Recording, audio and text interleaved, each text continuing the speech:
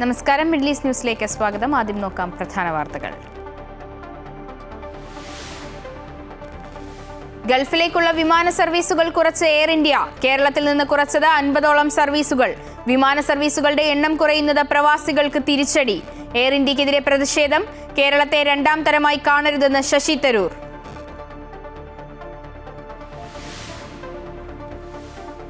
UAE-യിൽ October മാസത്തിലെ ഇന്ധനവില പ്രഖ്യാപിച്ചു. സെപ്റ്റംബർ മാസത്തെ അപേക്ഷിച്ച് പെട്രോൾ ഡീസൽ വിലയിൽ വർധനവ്. സൂപ്പർ 98 പെട്രോളിന് ലിറ്ററിന് 2 ദിർഹം 77 ഫിൽസും ഡീസലിന് 2 ദിർഹം 71 ഫിൽസും വില ഈടാക്കും.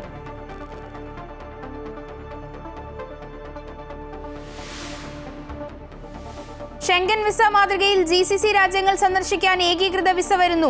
ഈ വർഷം അവസാനത്തോടെ പരീക്ഷണാടിസ്ഥാനത്തിൽ അവതരിപ്പിക്കുമെന്ന് UAE സാമ്പത്തിക ടൂറിസം വകുപ്പ് മന്ത്രിയും എമിറേറ്റ്സ് ടൂറിസം കൗൺസിൽ ചെയർമാനുമായ അബ്ദുള്ള ബിൻ തൂഖ് അൽ അമറി.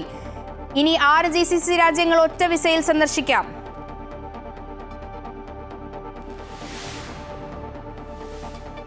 കരൂർ ദുരന്തത്തിൽ ഗൂഢാലോചന സംശയിക്കുന്നതായി TVK അധ്യക്ഷൻ വിജയ്. അപകടം വേദനാജനകമെന്നും രാഷ്ട്രീയത്തിൽ നിന്ന് പിന്മാറില്ലെന്നും വിജയ്. ദുരന്തത്തിൽ അറസ്റ്റിലായ TVK നേതാക്കൾ ഒക്ടോബർ 14 വരെ റിമാൻഡിൽ. 10,000 പേരെ വരൂ എന്ന TVK എങ്ങനെ കണക്കുകൂട്ടിയെന്ന് മജിസ്ട്രേറ്റ് കോടതി.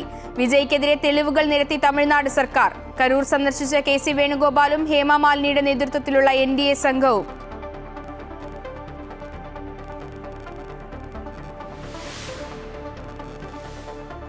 ലഡാക്കിലെ പ്രതിസന്ധി പരിഹരിക്കാൻ പ്രതിഷേധക്കാരെ വീണ്ടും ചർച്ചയ്ക്ക് ക്ഷണിച്ച് കേന്ദ്ര സർക്കാർ. ലേ അപെക്സ് ബോഡിയുടെ നിലപാട് നിർണായകം. അതിർത്തി മേഖലകളിൽ പ്രശ്നങ്ങൾ സൃഷ്ടിക്കാൻ ISI സഹായത്തോടെ പാകിസ്ഥാന്റെ ശ്രമമെന്ന് പഞ്ചാബ് DGP. ഇന്റലിജൻസ് മുന്നറിയിപ്പിനെ തുടർന്ന് സുരക്ഷ വർദ്ധിപ്പിച്ചു.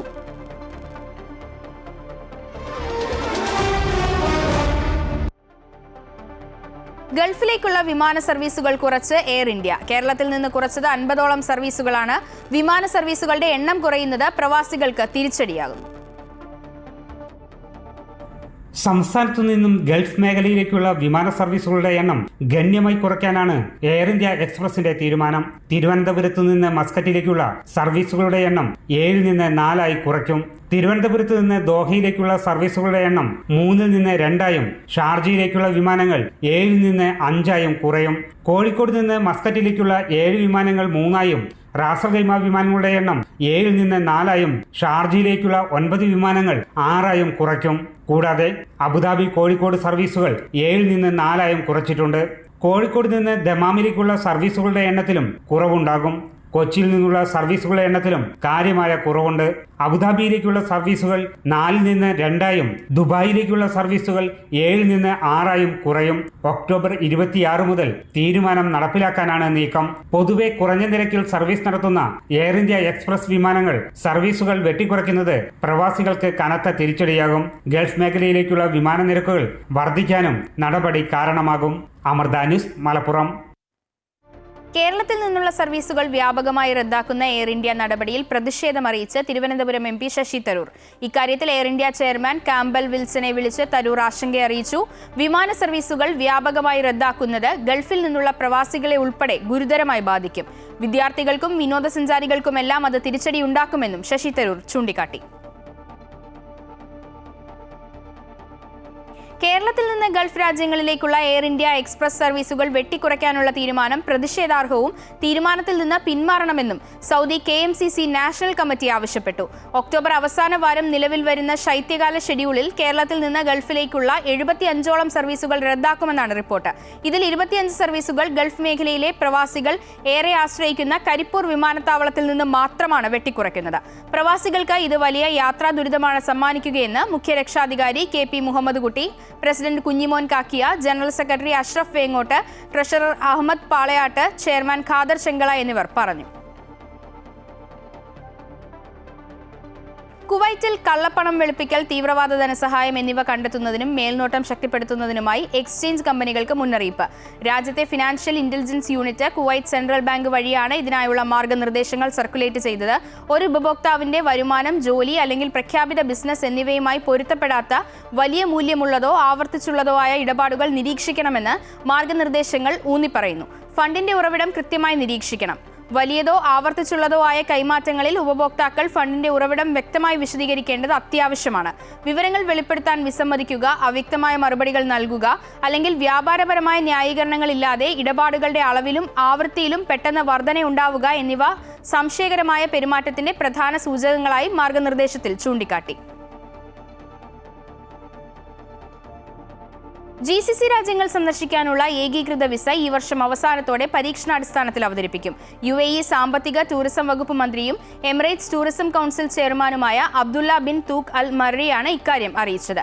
യൂറോപ്യൻ രാജ്യങ്ങൾക്കുള്ള ഷെങ്കൻ വിസ മാതൃകയിൽ UAE, Bahrain, Oman, Qatar, Kuwait, Saudi Arabia എന്നീ 6 രാജ്യങ്ങൾ ഏകീകൃത GCC വിസയിൽ സന്ദർശിക്കാനാകും. GCC ഗ്രാൻഡ് ടൂറിസ്റ്റ് വിസ എന്ന പേരിൽ അവതരിപ്പിക്കുന്ന വിസയ്ക്ക് 3 മാസമായിരിക്കും കാലാവധി. ടൂറിസം മേഖലയ്ക്കും വ്യാപാര നിക്ഷേപ മേഖലയ്ക്കും ഏകീകൃത GCC സന്ദർശക വിസ കരുത്തു നൽകുമെന്നാണ് പ്രതീക്ഷിക്കുന്നത്. കരൂർ ദുരന്തത്തിന് ശേഷം വീഡിയോ സന്ദേശത്തിലൂടെ ആദ്യ പ്രതികരണവുമായി TVK അധ്യക്ഷൻ വിജയ്.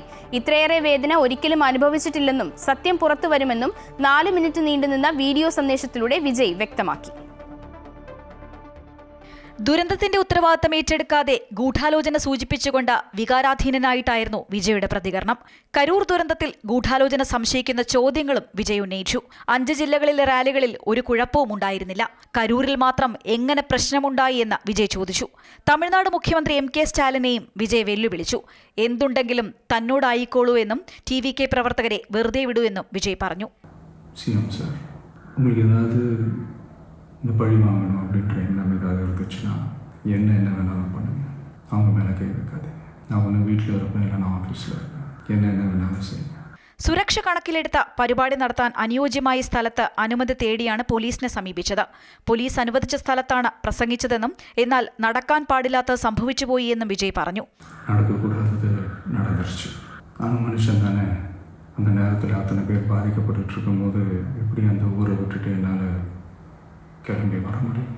நான் திரும்ப அங்கே போகணும்னு இருந்துச்சுன்னா அதை ஒரு காரணம் காட்டி அங்கே வேறு சில பதட்டமான சிச்சுவேஷன்ஸ், வேறு சில சம்பாவிதங்கள் அந்த மாதிரி எதுவும் நடந்துடக்கூடாதுன்றதுக்காக தான் நான் அவாய்ட் பண்ணேன். അപകടമുണ്ടായ ശേഷം കരൂരിൽ തുടരാതിരുന്നതിലും വിശദീകരണം നൽകി. ഉടൻ തന്നെ കരൂരിലെത്തി എല്ലാവരെയും കാണുമെന്നും രാഷ്ട്രീയം ശക്തമായി തുടരുമെന്നും വിജയ് വ്യക്തമാക്കി. നമ്മുടെ அரசியல் பயணம் இன்னும் ஸ்ட்ராங்கா, இன்னும் ധൈര്യത്തോടെ കണ്ടിന്യൂ ആകും. News desk, Amrita TV. Karur ആൾക്കൂട്ട ദുരന്തത്തിൽ ദുരൂഹതയേറുകയാണ്. റാലിക്കിടയിൽ ഒരു അക്രമം പൊട്ടിപ്പുറപ്പെട്ടതിനെ തുടർന്നാണ് 41 പേരുടെ മരണത്തിനിടയാക്കിയ തിക്കും തിരക്കും ഉണ്ടായതെന്ന് ദൃക്സാക്ഷി. കരൂർ സന്ദർശിച്ച NDA പ്രതിനിധി സംഘത്തോടാണ് ദൃക്സാക്ഷിയുടെ വെളിപ്പെടുത്തൽ. കരൂരിൽ TVK അധ്യക്ഷൻ വിജയുടെ റാലിക്കിടെ ഉണ്ടായ ദുരന്തത്തിൽ വാദപ്രതിവാദങ്ങൾ ഉയരുമ്പോൾ ദൃക്സാക്ഷിയുടെ വെളിപ്പെടുത്തൽ ശ്രദ്ധേയമാവുകയാണ്. TVK റാലിക്കിടെ ഉണ്ടായ ഒരു അക്രമമാണ് വലിയ ദുരന്തത്തിൽ കലാശിച്ചതെന്നാണ് അവരുടെ വിലയിരുത്തൽ. റാലി നടന്ന പ്രദേശത്തുണ്ടായ ഒരു കത്തിക്കുത്താണ് വലിയ ആൾക്കൂട്ട ദുരന്തത്തിന് കാരണമായതെന്നാണ് വാദം. സാഹചര്യങ്ങൾ അന്വേഷിക്കാനെത്തിയ NDA പ്രതിനിധികളോടാണ് ദൃക്സാക്ഷിയുടെ ഈ വെളിപ്പെടുത്തൽ. ആളുകളെ കുത്തിക്കൊലപ്പെടുത്തിയെന്നും അത് ജനക്കൂട്ടത്തിൽ പരിഭ്രാന്തിയും അക്രമവും പരിക്കുകളും ആശയക്കുഴപ്പവും സൃഷ്ടിച്ചുവെന്നുമാണ് അവകാശവാദം. TVK റാലിയിലെ കുഴപ്പങ്ങൾ കണ്ടതായി അവകാശപ്പെട്ട സ്ത്രീ തിക്കിലും തിരക്കിലും പെട്ടവരുടെ മരണകാരണം കത്തിക്കുത്തിനെ തുടർന്നാണെന്ന് സന്ദർശക സമിതിയെ അറിയിച്ചു. സംഭവസ്ഥലത്തെ ഭയാനക സാഹചര്യവും പരിഭ്രാന്തിയുമാണ് വലിയ ആൾക്കൂട്ട ദുരന്തത്തിന് കാരണമായതെന്നാണ് ഇവരുടെ കണ്ടെത്തൽ. അക്രമം പൊട്ടിപ്പുറപ്പെട്ടപ്പോൾ പരിഭ്രാന്തി വേഗത്തിൽ പടർന്നുവെന്നും അത് ജനക്കൂട്ടത്തിൽ പരിക്കുകൾക്കും വ്യാപകമായ ആശയക്കുഴപ്പത്തിനും കാരണമായെന്നുമാണ് വിലയിരുത്തൽ. News desk, Amrita news. Karur ദുരന്തത്തിന്റെ പശ്ചാത്തലത്തിൽ പൊതുയോഗങ്ങൾക്ക് മാർഗരേഖ തയ്യാറാക്കാനൊരുങ്ങി DMK സർക്കാർ. ആൾക്കൂട്ട ദുരന്തത്തിൽ തമിഴക വെട്രിക്കഴകം നേതാക്കളായ മതിയഴകൻ, പൗൻരാജ് എന്നിവരെ റിമാൻഡ് ചെയ്തു. അതിനിടെ ഹേമമാലിനി MPയുടെ നേതൃത്വത്തിലുള്ള NDA സംഘം കരൂരിലെത്തി. കരൂർ ദുരന്തത്തിന്റെ പശ്ചാത്തലത്തിലാണ് പൊതുയോഗങ്ങൾക്ക് മാർഗരേഖ തയ്യാറാക്കാനൊരുങ്ങുന്നത്. ഇതിനായി സർവകക്ഷി യോഗം വിളിച്ച് നിർദ്ദേശങ്ങൾ സ്വരൂപിക്കും. ആൾക്കൂട്ട ദുരന്തത്തിൽ അറസ്റ്റിലായ തമിഴക വെട്രിക്കഴകം നേതാക്കളായ മതിയഴകൻ, പൗൻരാജ് എന്നിവരെ റിമാൻഡ് ചെയ്തു. കരൂർ ജുഡീഷ്യൽ മജിസ്ട്രേറ്റ് കോടതിയാണ് ഇവരെ റിമാൻഡ് ചെയ്തത്. ഒക്ടോബർ 14 വരെയാണ് റിമാൻഡ് കാലാവധി. തമിഴക വെട്രിക്കഴകം കരൂർ വെസ്റ്റ് ജില്ലാ സെക്രട്ടറിയാണ് മതിയഴകൻ. കരൂർ സെൻട്രൽ സിറ്റി സെക്രട്ടറിയാണ് പവൻരാജ്. സംഭവത്തെ തുടർന്ന് ഇരുവരെയും പോലീസ് കഴിഞ്ഞ ദിവസം പിടികൂടിയിരുന്നു. പരിപാടിക്ക് അനുമതി തേടി കത്ത് നൽകിയ മതിയഴകനെ നേരത്തെ കേസിൽ പ്രതി ചേർത്തിരുന്നു. TVK യോഗത്തിനുള്ള ഫ്ലെക്സും കൊടിത്തോരണങ്ങളും ക്രമീകരിച്ച പൗൻരാജാണ് ഒളിവിൽ പോകാൻ മതിയഴകനെ സഹായിച്ചതെന്നും റിമാൻഡ് റിപ്പോർട്ടിൽ പറയുന്നുണ്ട്. അതിനിടെ ഹേമമാലിനി MP-യുടെ നേതൃത്വത്തിലുള്ള NDA സംഘം കരൂരിലെത്തി. എന്താണ് യഥാർത്ഥത്തിൽ സംഭവിച്ചതെന്ന് മനസ്സിലാക്കുമെന്നും മരണപ്പെട്ടവരുടെ കുടുംബങ്ങളോട് അനുശോചനം രേഖപ്പെടുത്തുന്നതായും ഹേമമാലിനി MP പറഞ്ഞു. And all of us have come here to express our heartfelt condolences to the family who lost their very dear ones, and also visit the hospitals to console the patients who are there. And then we will get back to know what actually happened. We'll get the report later on. Karur സംഭവം രാഷ്ട്രീയ ആയുധമാക്കാനില്ലെന്നായിരുന്നു AICC general secretary KC വേണുഗോപാലിന്റെ പ്രതികരണം. That are all political blame games. We don't want to involve this political blame game. This is our to support the families, support the people of Tamil Nadu. Karur ദുരന്തത്തിൽ DMK നയം മാറ്റി. കരുതലിൽ നിന്ന് കടന്നാക്രമണത്തിന്റെ ഭാഷയിലാണ് കനിമൊഴി ഇന്ന് പ്രതികരിച്ചത്. വിജയ് മനുഷ്യത്വമില്ലാത്ത നേതാവെന്നും ഉത്തരവാദിത്തം ഏറ്റെടുക്കാൻ പഠിക്കണമെന്നും കനിമൊഴി പറഞ്ഞു. Be there and reach out to the people. Don't talk about shifting the blame on somebody else. Take some onus and responsibility for what has happened. Karur ദുരന്തത്തിൽ ദുരൂഹതയേറ്റി TVK പ്രാദേശിക നേതാവ് ആത്മഹത്യ ചെയ്തു. മന്ത്രി സെന്തിൽ ബാലാജിക്കെതിരെ കുറിപ്പെഴുതി വെച്ചാണ് വിഴുപ്പുറത്തെ ബ്രാഞ്ച് സെക്രട്ടറി V. അയ്യപ്പൻ ആത്മഹത്യ ചെയ്തത്. ദുരന്തത്തിന് പിന്നിൽ സെന്തിൽ ബാലാജിയുടെ നിലപാടുകളാണെന്ന് അയ്യപ്പൻ ആത്മഹത്യാക്കുറിപ്പിൽ ആരോപിക്കുന്നു. സെന്തിൽ ബാലാജിയുടെ സമ്മർദ്ദം കാരണം കരൂരിലെ പരിപാടിക്ക് സുരക്ഷ ഒരുക്കാനായില്ലെന്നും കത്തിലുണ്ട്. അയ്യപ്പന്റെ മൊബൈൽ ഫോൺ പോലീസ് കസ്റ്റഡിയിലെടുത്ത് പരിശോധിച്ചു വരികയാണ്. News desk Amrita news. Karur ദുരന്തത്തിൽ വിജയ് ഉയർത്തിയ ആരോപണങ്ങൾക്കെതിരെ തമിഴ്നാട് സർക്കാർ വീഡിയോ തെളിവുകൾ അടക്കം പുറത്തുവിട്ടു. DGP ഡേവിഡ്സൺ ദേവശിർവദം, ആരോഗ്യ സെക്രട്ടറി ഡോക്ടർ P. സെന്തിൽകുമാർ, സർക്കാർ additional chief secretary P. Amudha തുടങ്ങിയവരാണ് വാർത്താസമ്മേളനത്തിൽ സംസാരിച്ചത്. വിജയ് സംസാരിക്കുമ്പോൾ വൈദ്യുതി തടസ്സപ്പെട്ടിട്ടില്ല. 10,000 പേർ വരുമെന്നാണ് TVK കത്ത് നൽകിയിരുന്നത്. 20,000 പേർക്കുള്ള പോലീസിനെ നിയോഗിച്ചു. വാഹനം മുന്നോട്ടെടുക്കാൻ ആവശ്യപ്പെട്ടിട്ടും വിജയ് അനുസരിച്ചില്ലെന്നും വാർത്താസമ്മേളനത്തിൽ പരാമർശിച്ചു. കരൂരിന് പുറമെ വില്ലുപുറത്തും മധുരയിലും തിക്കിലും തിരക്കിലും മരണം സംഭവിച്ചിട്ടുണ്ടെന്നും അധികൃതർ വ്യക്തമാക്കി. വിജയ് എക്സിലൂടെ വീഡിയോ സന്ദേശം പങ്കുവച്ചതിന് പിന്നാലെയായിരുന്നു സർക്കാർ പ്രതിനിധികളുടെ വാർത്താസമ്മേളനം. മറ്റു വാർത്തകൾ നോക്കാം. ലഡാക്കിലെ പ്രതിസന്ധി പരിഹരിക്കാൻ പ്രതിഷേധക്കാരെ വീണ്ടും ചർച്ചയ്ക്ക് ക്ഷണിച്ച് കേന്ദ്ര സർക്കാർ. ചർച്ചയുടെ വഴികൾ അടച്ചിട്ടില്ലെന്നും ഏത് സമയത്തും ചർച്ചയ്ക്ക് തയ്യാറാണെന്നും കേന്ദ്രം പറയുന്നു. അതേസമയം നിയന്ത്രണങ്ങളും നിരോധനങ്ങളും നീക്കാതെ ചർച്ചയിലേക്ക് പോകുന്നതിനെതിരെ വിമർശനം ശക്തമാണ്. സംഘടനകൾ ചർച്ചയുടെ പാതയിലേക്ക് തിരികെ എത്തണമെന്ന് ലഡാക്ക് ഗവർണർ അഭ്യർത്ഥിച്ചു. അതിനിടെ സ്ഥിതിഗതികൾ വിലയിരുത്താൻ വടക്കൻ കമാൻഡറുടെ നേതൃത്വത്തിൽ കരസേനയുടെ അവലോകന യോഗം നടന്നു. ലഡാക്കിൽ സംഘർഷത്തിന് അയവ് വന്നെങ്കിലും നിയന്ത്രണങ്ങളും നിരോധനങ്ങളും തുടരുകയാണ്. നിയന്ത്രണങ്ങളിൽ ഇളവ് വരുത്തിയാൽ വീണ്ടും പ്രശ്നങ്ങൾ ഉണ്ടാകുമെന്നാണ് വിലയിരുത്തൽ. മാത്രമല്ല, വാങ്ചുക് ജയിലിലായതിനാൽ കടുത്ത പ്രതികരണങ്ങളിലേക്ക് അനുയായികൾ കടന്നേക്കും. അതുകൊണ്ട് തന്നെ ചർച്ചകൾ പൂർണ്ണമായ നിലയിലേക്ക് എത്തിയ ശേഷം നിയന്ത്രണങ്ങൾ പിൻവലിക്കാമെന്നുള്ളതാണ് കേന്ദ്ര സർക്കാർ നിലപാട്. അതേസമയം കേന്ദ്ര സർക്കാരിന്റെ നീക്കങ്ങളിൽ ലേ അപെക്സ് ബോഡിയുടെ നിലപാട് നിർണായകമാണ്. പൂർവ്വസ്ഥിതിയിലേക്ക് ലഡാക്കിനെ എത്തിക്കാതെ ചർച്ച വേണ്ടെന്ന നിലപാടിലാണ് അപെക്സ് ബോഡി ഉള്ളത്. ഇതേ തുടർന്ന് കേന്ദ്ര സർക്കാരുമായുള്ള ചർച്ചകളിൽ നിന്ന് അപെക്സ് ബോഡി പിന്മാറിയിരുന്നു. എന്നാൽ ചർച്ചയുടെ വഴികൾ അടച്ചിട്ടില്ലെന്നും ഏത് സമയത്തും ചർച്ചയ്ക്ക് തയ്യാറാണെന്നുമാണ് കേന്ദ്ര സർക്കാർ പറയുന്നത്. സമാധാനം പുനഃസ്ഥാപിക്കുന്നത് ഉൾപ്പെടെയുള്ള നിർണായക തീരുമാനങ്ങൾ എടുക്കാനുള്ള ചർച്ച ഈ മാസം 6-നാണ്. എന്നാൽ അപെക്സ് ബോഡി വിട്ടുനിന്നാൽ സർക്കാരിന്റെ നീക്കങ്ങൾക്ക് അത് തിരിച്ചടിയാകും. അതേസമയം കാർഗിൽ ഡെമോക്രാറ്റിക് അലയൻസ് ചർച്ചയുമായി ബന്ധപ്പെട്ട കൂടുതൽ നിലപാടുകൾ വ്യക്തമാക്കിയിട്ടില്ല. അതിനിടെ സംഘടനകൾ ചർച്ചയുടെ പാതയിലേക്ക് തിരികെ എത്തണമെന്ന് ലഡാക്ക് ഗവർണർ അഭ്യർത്ഥിച്ചു. ലഡാക്കിന്റെ വികസനത്തിനും ക്ഷേമത്തിനും താൻ ഉൾപ്പെടെ പ്രവർത്തിക്കുകയാണ്. സംഘർഷത്തിനിടെ പോലീസ് വെടിവെച്ചില്ലായിരുന്നെങ്കിൽ ലഡാക്ക് മുഴുവൻ ആക്രമിക്കപ്പെട്ടേനെയെന്നും ലഫ്റ്റനന്റ് ഗവർണർ കവീന്ദ്ര ഗുപ്ത പറഞ്ഞു. സൈനികരുടെ കയ്യിൽ നിന്ന് ആയുധങ്ങൾ അടക്കം തട്ടിയെടുക്കാൻ ശ്രമം നടന്നുവെന്നും അദ്ദേഹം കുറ്റപ്പെടുത്തി. അമൃത ന്യൂസ്, ന്യൂഡൽഹി. ശബരിമലയിലെ സ്വർണ്ണപ്പാളി വിവാദത്തിൽ ദേവസ്വം ബോർഡ് മാനുവൽ സൂചിപ്പിച്ച് തിരുവിതാംകൂർ ദേവസ്വം ബോർഡ് മുൻ പ്രസിഡന്റ് K. അനന്തഗോപൻ. മാനുവലിന് വിരുദ്ധമായി ക്ഷേത്രവസ്തുക്കൾ പുറത്തു കൊണ്ടുപോയെങ്കിൽ അത് ദേവസ്വം മാനുവലിന് വിരുദ്ധമാണെന്ന് അദ്ദേഹം പറഞ്ഞു. അതേസമയം ദ്വാരപാലക ശില്പങ്ങളിലെ സ്വർണ്ണപ്പാളികൾ സ്വർണം പൂശാൻ കൊണ്ടുപോയത് തട്ടിപ്പിന് വേണ്ടിയെന്ന ആരോപണവുമായി പ്രമുഖ ശില്പിയും ശബരിമലയിലെ അയ്യപ്പ വിഗ്രഹം നിർമ്മിച്ച ചെങ്ങന്നൂർ തട്ടേരാത്ത കുടുംബാംഗവുമായ മഹേഷ് പണിക്കർ രംഗത്തു വന്നു. തിരുവാഭരണങ്ങളടക്കം ദേവസ്വം വക വസ്തുക്കൾ അറ്റകുറ്റപ്പണി നടത്തേണ്ട ആവശ്യം വന്നാൽ അതിന് കൃത്യമായ ചട്ടങ്ങൾ ദേവസ്വം മാനുവലിൽ ഉണ്ടെന്ന് തിരുവിതാംകൂർ ദേവസ്വം ബോർഡ് മുൻ പ്രസിഡന്റ് കെ അനന്തഗോപൻ സൂചിപ്പിച്ചു. അറ്റകുറ്റപ്പണികൾ ക്ഷേത്ര പരിസരത്ത് വെച്ച് തന്നെ ചെയ്യണം. അതിന് വിരുദ്ധമായി പുറത്തു കൊണ്ടുപോയെങ്കിൽ അത് മാനുവലിന് വിരുദ്ധമാണ്. ദേവസ്വം മാനുവലിൽ ഈ ഭരണിപാത്രങ്ങളെ സംബന്ധിച്ചും അതുപോലെ തന്നെ തിരുവാഭരണങ്ങളെ സംബന്ധിച്ചും അറ്റകുറ്റപ്പണികളോ മറ്റു കാര്യങ്ങളോ വേണ്ടി വന്നാൽ അതെല്ലാം ടെമ്പിൾ പ്രമിസസിൽ വെച്ച് തന്നെ നടത്തണം എന്ന് കൃത്യമായ നിർദ്ദേശം അതിൽ പറയുന്നുണ്ട്. 1999 വിജയമല്യ ശ്രീകോവിൽ സ്വർണം പൂശിയ സമയത്ത് ദ്വാരപാലക ശില്പങ്ങളും സ്വർണം പൂശിയിരുന്നു. ഇപ്പോൾ വിവാദത്തിലുള്ള ഉണ്ണികൃഷ്ണൻ പോറ്റി സന്നിധാനത്ത് കീഴ്ശാന്തിയുടെ സഹായിയായി ജോലി ചെയ്തിരുന്ന ആളാണെന്നും അനന്തഗോപൻ പറഞ്ഞു. അതേസമയം ശബരിമല ക്ഷേത്രത്തിലെ ദ്വാരപാലക ശില്പങ്ങളുടെ ചെമ്പുപാളികളിൽ സ്വർണം പൂശാൻ കൊണ്ടുപോയത് തട്ടിപ്പിന് വേണ്ടിയാകാമെന്ന് അയ്യപ്പ വിഗ്രഹം നിർമ്മിച്ച ചെങ്ങന്നൂർ തട്ടാരത്ത് കുടുംബാംഗം മഹേഷ് പണിക്കർ ആരോപിച്ചു. കാലങ്ങളായിട്ട് നടക്കുന്ന ഒരു തട്ടിപ്പാണ്. പൂജാതി കാര്യങ്ങൾക്ക് അവർക്ക് പല ഭക്തജനങ്ങളെ സംബന്ധിച്ച്, ശബരിമല അയ്യപ്പനെ സംബന്ധിച്ച് അദ്ദേഹത്തിന്റെ വിശ്വാസത്തിന്റെ ആ ഒരു ഇത്, ഞാനൊരു ശില്പി എന്നുള്ള രീതിയിലും കേരളത്തിനകത്തും ഇന്ത്യക്ക് പുറത്തുമൊക്കെ ഒരുപാട് ക്ഷേത്രങ്ങൾ നിർമ്മിച്ച ഒരാളെന്ന രീതിയിലും നമ്മളെ മലയാളികളെക്കാട്ടിലും വളരെയധികം ഡെഡിക്കേറ്റഡ് ആയിട്ട് ആരാധന, അവരെന്തും ചെയ്യും അയ്യപ്പന് വേണ്ടിയിട്ട്. അപ്പം അവരെ പോലുള്ള ആൾക്കാരെ പറ്റിക്കുന്ന പരിപാടിയാണിത്. ശബരിമല ക്ഷേത്രത്തെ സംരക്ഷിക്കുന്ന ദ്വാരപാലകരാണ് വ്രതം നോക്കുന്ന അയ്യപ്പ ഭക്തരെയും സംരക്ഷിക്കുന്നതെന്നാണ് വിശ്വാസം. ഈ വിശ്വാസത്തിന്റെ മറവിൽ ശബരിമലയിൽ മുമ്പ് കീഴ്ശാന്തിയായി ജോലി ചെയ്തിരുന്ന ഉണ്ണികൃഷ്ണൻ പോറ്റി വിശ്വാസത്തട്ടിപ്പിനായി ഇവ ഉപയോഗിച്ചിരിക്കാമെന്നും മഹേഷ് പണിക്കർ ആരോപിക്കുന്നു. അമൃത ന്യൂസ്, പത്തനംതിട്ട. UAE-യിൽ ഒക്ടോബർ മാസത്തിലെ ഇന്ധനവില പ്രഖ്യാപിച്ചു. സെപ്റ്റംബർ മാസത്തെ അപേക്ഷിച്ച് പെട്രോൾ ഡീസൽ വിലയിൽ വർധനവുണ്ട്. ഒക്ടോബർ 1 മുതൽ സൂപ്പർ 98 പെട്രോളിന് ലിറ്ററിന് 2 ദിർഹം 77 ഫിൽസ് ആയിരിക്കും നിരക്ക്. സ്പെഷ്യൽ 95 പെട്രോൾ ലിറ്ററിന് 2 ദിർഹം 66 ഫിൽസും E+ പെട്രോളിന് ലിറ്ററിന് 2 ദിർഹം 58 ഫിൽസ് എന്നിങ്ങനെയാണ് ഒക്ടോബർ മാസത്തെ നിരക്ക്. ഡീസലിന് 2 ദിർഹം 71 ഫിൽസ് ആയിരിക്കും ഒക്ടോബറിലെ വില. ആഗോള എണ്ണവിലയുടെ അടിസ്ഥാനത്തിൽ എല്ലാ മാസവും ഇന്ധനവില പുതുക്കി നിശ്ചയിക്കുന്ന രീതിയാണ് UAE പിന്തുടരുന്നത്. കുവൈറ്റിൽ സർക്കാർ ആപ്ലിക്കേഷനായ സഹേൽ ആപ്പ് ഈ സേവനങ്ങളിൽ വോളണ്ടിയർ ടൂറിസ്റ്റ് ഗൈഡ് സേവനം ഉൾപ്പെടുത്തി. വിവര മന്ത്രാലയത്തിന്റെ ടൂറിസം സർവീസസ് വിഭാഗത്തിലാണ് പുതിയ സേവനം ചേർത്തിട്ടുള്ളത്. രാജ്യത്തെത്തുന്ന വിനോദസഞ്ചാരികൾക്ക് ടൂർ ഗൈഡുകളായി സന്നദ്ധ സേവനം ചെയ്യാൻ അനുവദിക്കുന്നതാണ് ഈ സേവനം.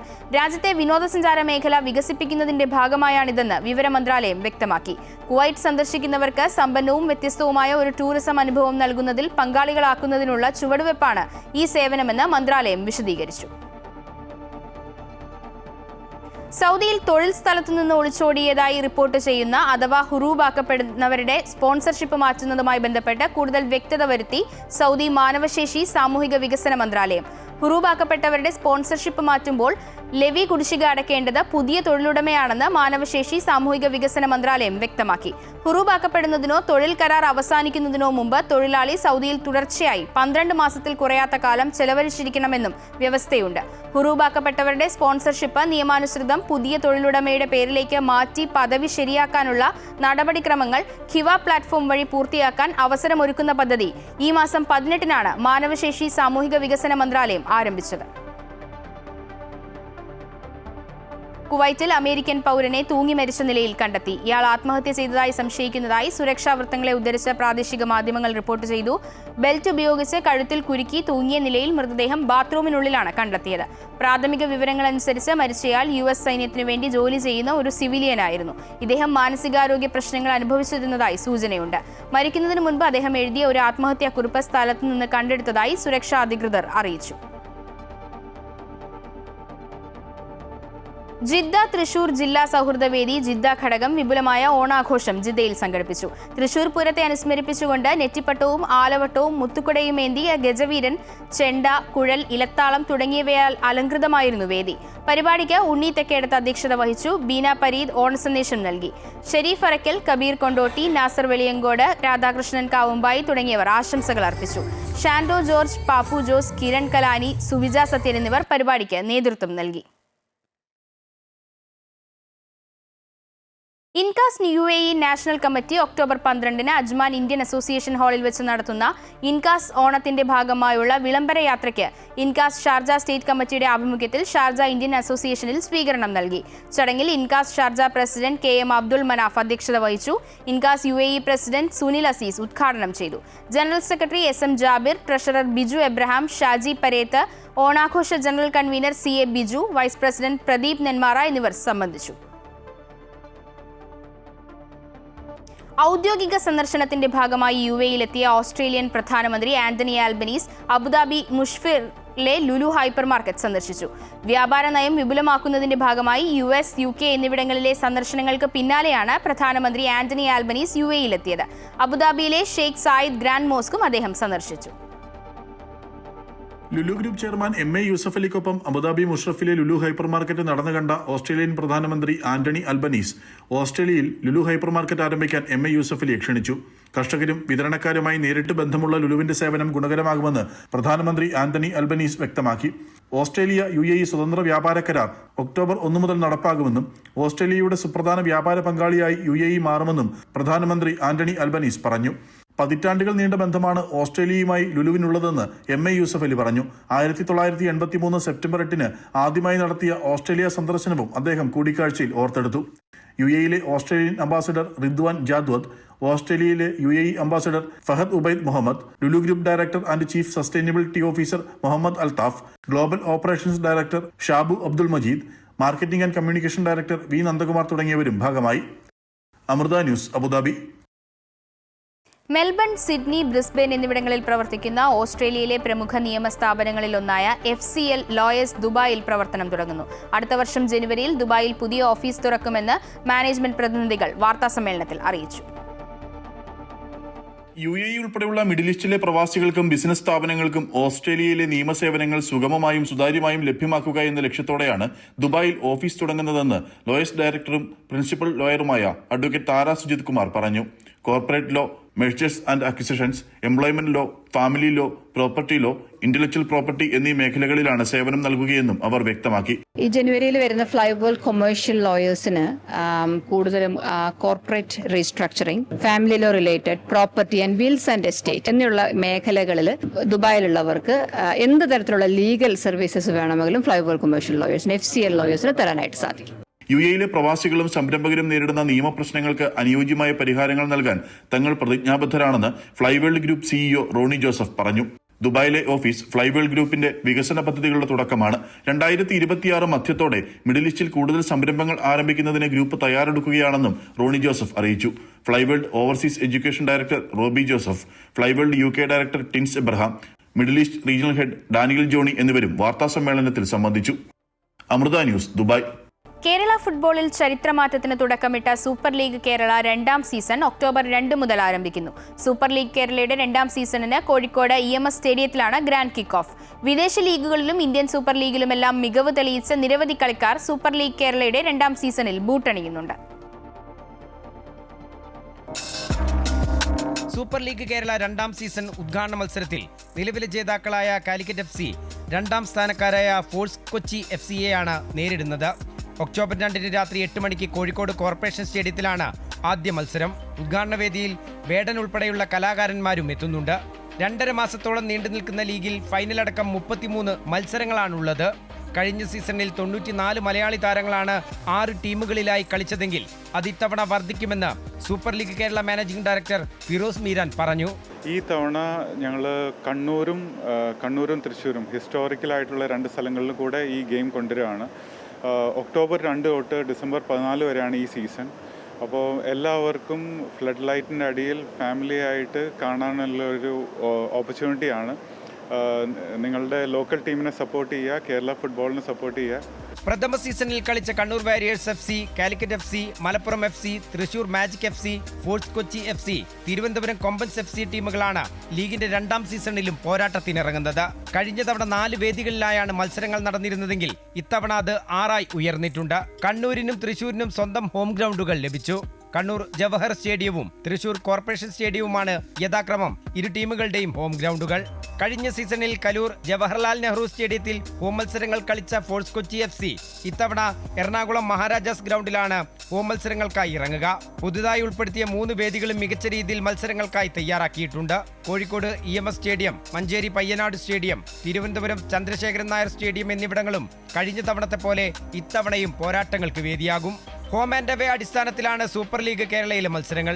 പോയിന്റ് നിലയിലെ ആദ്യ 4 സ്ഥാനക്കാർ സെമി ഫൈനലിന് യോഗ്യത നേടും. തുടർന്ന് ഡിസംബർ 14 ഗ്രാൻഡ് ഫിനാലെ നടക്കും. Amrita news, Kozhikode. Middle east വാർത്തകൾ പൂർണ്ണമാകുന്നു. കൂടുതൽ വാർത്തകൾക്കായി അമൃത ന്യൂസ് യൂട്യൂബ് ചാനൽ കാണാം. നമസ്കാരം.